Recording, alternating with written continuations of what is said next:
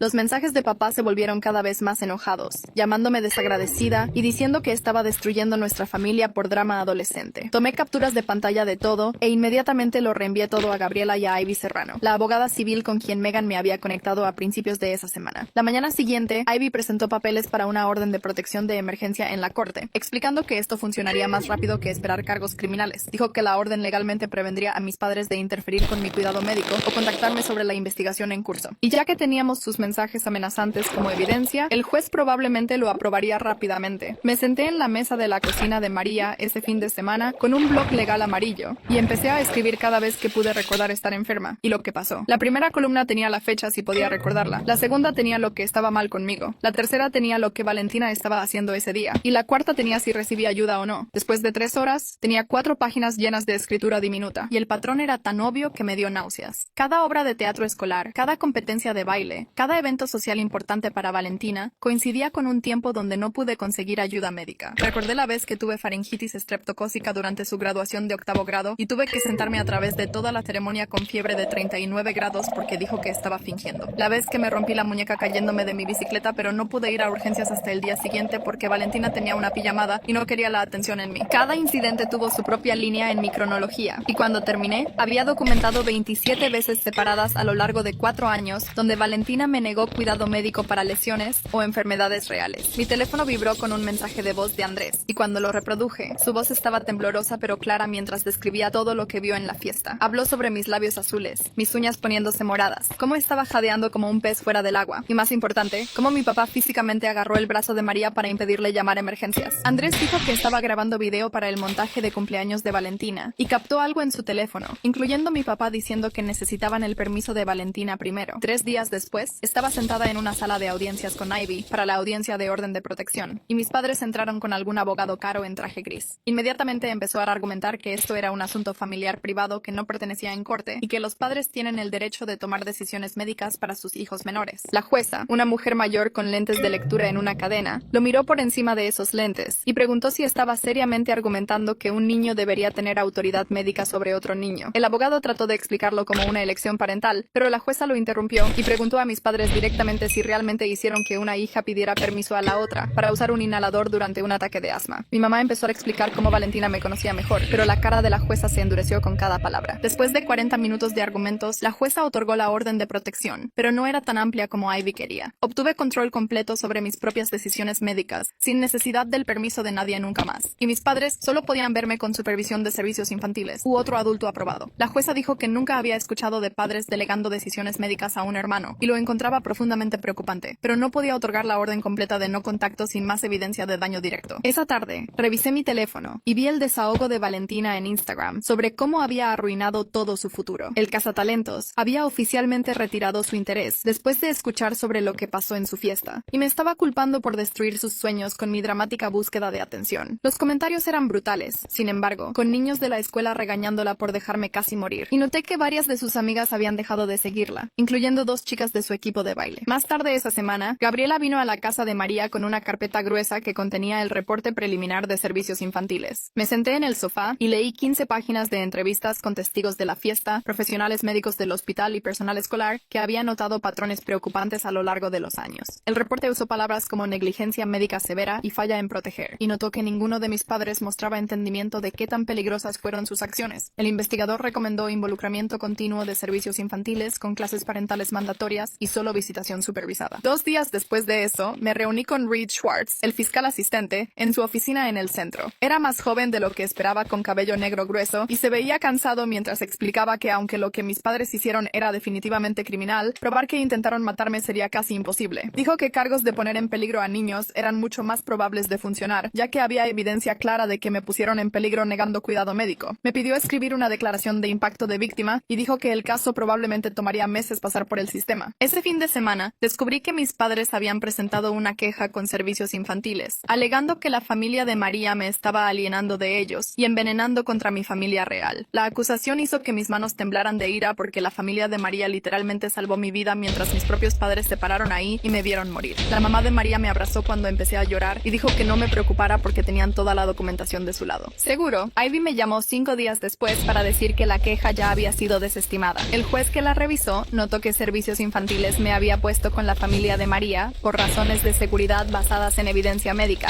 no por cualquier manipulación o alienación. El juez también agregó una nota que presentar quejas falsas podría resultar en cargos criminales por acoso. La semana siguiente, entré a la oficina de Dr. Keller cargando mi medidor de flujo máximo y el registro que había estado llevando el último mes. Estaba registrando mis números 3 veces al día, exactamente como me enseñó, y la mejora estaba ahí en blanco y negro. Mi línea base había ido de 250 a 380 y no había tenido un solo ataque serio desde que estaba tomando mi inhalador de mantenimiento todos los días sin necesidad del permiso de nadie. Dr. Keller sonrió cuando vio las gráficas y dijo que esto era exactamente lo que esperaba ver cuando el asma era manejada apropiadamente en lugar de ser ignorada hasta que se volviera una emergencia. 3 días después de esa cita, la escuela me llamó a la oficina principal para la audiencia del Código de Conducta sobre Valentina. Entré al cuarto de conferencias y vi al director sentado con 2 otros administradores detrás de una mesa larga. Tenían una carpeta gruesa abierta con reportes escritos y declaraciones de testigos de niños que vieron a Valentina agarrarme en el pasillo la semana pasada. El director me pidió describir lo que pasó y les conté cómo me había acorralado después de química y agarrado mi brazo lo suficientemente fuerte para dejar marcas. Les mostré las fotos que María tomó de los moretones que todavía estaban amarillos y verdes en mi antebrazo. Anotaron todo y preguntaron si esta era la primera vez que había hecho algo así. Expliqué sobre las otras veces que me había seguido entre clases o bloqueado mi camino para gritarme desde que estaba viviendo con la familia de María. El subdirector sacó más papeles y dijo que 3 maestros habían reportado ver a Valentina acercarse a mí incluso después de que se le dijo que se mantuviera alejada. Dijeron que estaban tomando esto en serio por la situación legal en curso con mis padres y tomarían una decisión en 2 días. Esa noche, alrededor de las 11, mi teléfono vibró con un mensaje de voz del número de Valentina. Casi lo borré sin escuchar, pero algo me hizo presionar reproducir. Su voz estaba temblorosa y estaba llorando mientras decía que sabía que realmente estaba enferma en la fiesta, pero no podía dejar que arruinara su gran momento con el cazatalentos. Siguió hablando sobre cómo entró en pánico cuando me vio poniéndome azul y necesitaba que fuera falso para no sentirse culpable por querer que su fiesta fuera perfecta. Dijo que nunca quiso que realmente muriera, pero no podía admitir que estaba equivocada frente a todos. Mis manos estaban temblando mientras la escuchaba admitir que sabía que me estaba muriendo, y eligió mentir sobre eso de todos modos. Inmediatamente guardé el mensaje en 3 lugares diferentes en mi teléfono y laptop. Reenvié copias a Ivy y Gabriela, y leí en minutos porque esto cambiaba todo. Valentina acababa de confesar conscientemente negarme cuidado médico durante una emergencia que casi me mata. La mañana siguiente, Dr. Keller llamó para decir que había terminado de escribir su carta formal para el caso criminal. Me leyó partes por teléfono explicando cómo negar medicación para asma durante un ataque agudo era negligencia médica que podía causar muerte. Usó términos médicos específicos sobre falla respiratoria y paro cardíaco que hicieron que lo que pasó sonara tan serio como realmente fue. Dijo que ya había mandado copias a Reed y testificaría como testigo experto si era necesario. 2 días después, Reed llamó mientras estaba haciendo tarea en la mesa de la cocina de María. Dijo que habían revisado toda la evidencia, incluyendo el mensaje de voz de Valentina, y estaban procediendo con cargos de poner en peligro a niños como delito menor contra mis padres. Explicó que cargos de delito grave eran improbables porque probar intención era muy difícil, pero estos cargos todavía significaban consecuencias reales. Dijo que mis padres tendrían que aparecer en corte y podrían enfrentar hasta 1 año en prisión, aunque eso era improbable para primeros ofensores. Preguntó si estaba bien con este nivel de responsabilidad, y dije que sí porque era mejor que nada. La semana siguiente, tuve que ir a una conferencia de caso de servicios infantiles en su oficina en el centro. Gabriela estaba ahí con 2 supervisores y hablaron sobre próximos pasos para mi caso. Sugirieron terapia familiar con supervisión continua una vez que el caso criminal terminara. Les dije que no me sentía segura en terapia con personas que no habían admitido hacer algo malo. Expliqué cómo mis padres todavía insistían que solo estaban siguiendo reglas de la casa y no veían el problema. Los supervisores se miraron y acordaron reconsiderar la terapia después de que el caso criminal terminara. Dijeron que mi seguridad venía primero y forzar terapia antes de que mis padres aceptaran responsabilidad podría hacer más daño que bien. Más tarde esa semana, Megan me llamó a su oficina en la escuela para trabajar en algo que llamó un plan de acomodaciones.